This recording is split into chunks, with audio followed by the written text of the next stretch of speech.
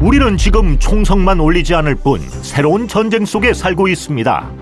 바로 세계 서열 1, 2위 미국과 중국의 패권 전쟁인데요. 세계를 쥐락펴락하는 그들의 힘의 대결 속에서 한반도는 어떻게 대처하고 또 어떤 미래를 그려가야 할까요?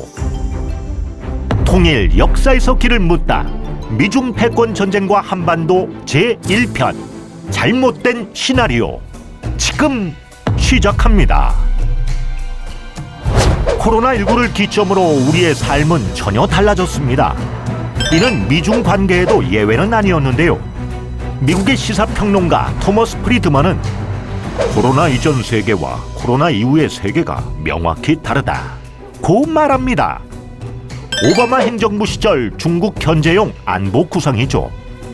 아시아 회귀 전략을 이반한 인물이자 이번 바이든 행정부 아시아 짜르에 내정된 커트 캠벨 역시 코로나19 사태는 1956년 영국이 미국에 세계 패권을 내주었던 수에즈의 순간과 같은 효과를 가져올지 모른다 고 말했습니다. 코로나가 발생한 직후 미국은 전염병 대처 능력이 세계 1위라고 떠벌렸지만 미국을 비롯한 서구 주요국들은 바이러스의 숙주 국가가 되었고 세계 경제의 수도 뉴욕은 우한보다 더 큰 우한이 되었습니다. 미중 간 헤게모니가 바뀔 제2의 수에즈 순간. 중국 경제가 미국을 추월할 것이라는 전망은 이미 오래전부터 있어 왔는데 나름대로 이 예측에는 근거가 있다고 합니다. 홍콩 상하이 은행은 2018년 세계 75개국의 전망을 분석한 보고서를 통해 이렇게 전망합니다. 중국이 2023년 미국을 제치고 세계 경제 1위에 등극할 것이다 라고요. 미국이 어이없어 할 전망일지도 모르는데 이 전망에는 나름대로 근거가 있다라는 사실. 국내 총생산을 한번 보겠습니다. 중국 국내 총생산은 2017년 14조 1천억 달러, 한화로 약 1경 5,742조 원인데요.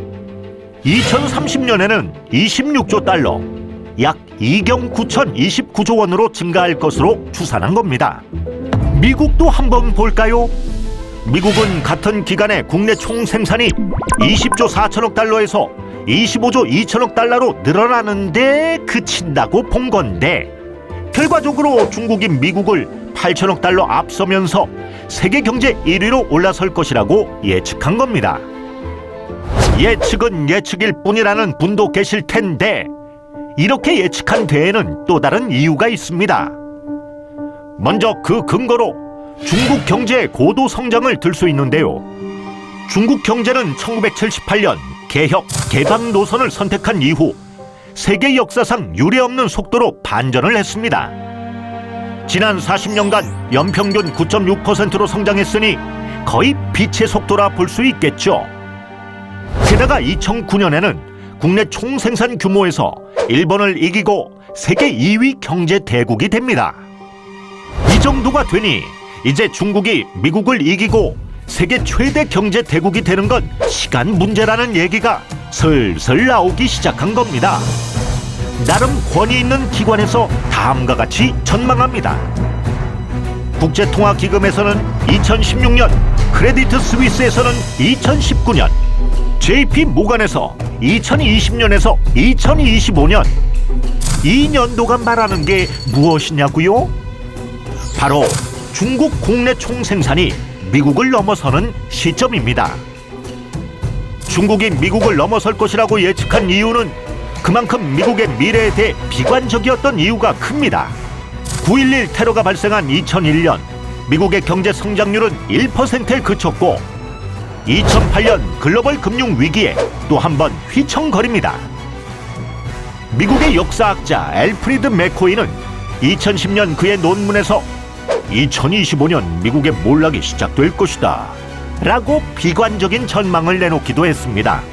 그리고 국제기구와 글로벌 투자은행들도 중국의 편에 손을 들어주는데요.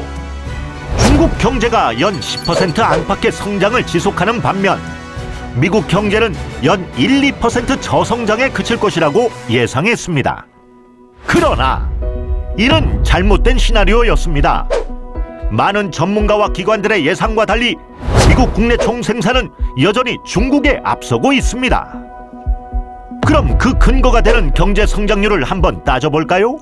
중국은 2012년 7%, 2015년 6%, 2019년 6.1%로 오히려 1990년 이후 가장 낮은 수준을 보입니다.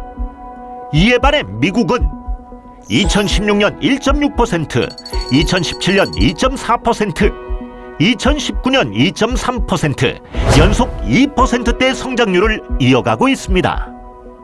하버드 경제학과 교수인 케네스 로코프는 중국이 놀라운 경제 성장을 이루긴 했지만 첨단 기술 분야에서 대부분 미국과 유럽 기술을 모방하고 도용했다 라고 비판하며 중국이 세계 경제의 패권을 차지할 것이라고 하는 전망에 찬물을 부었습니다.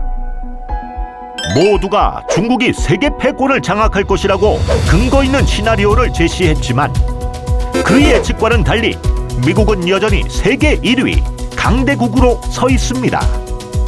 그들의 팽팽한 세력 줄다리기 속에서 과연 한반도를 포함한 주변국들은 어떤 선택을 해야 할지 다음 편 미중 패권의 본질을 살펴보면서 그 해답을 찾아보겠습니다.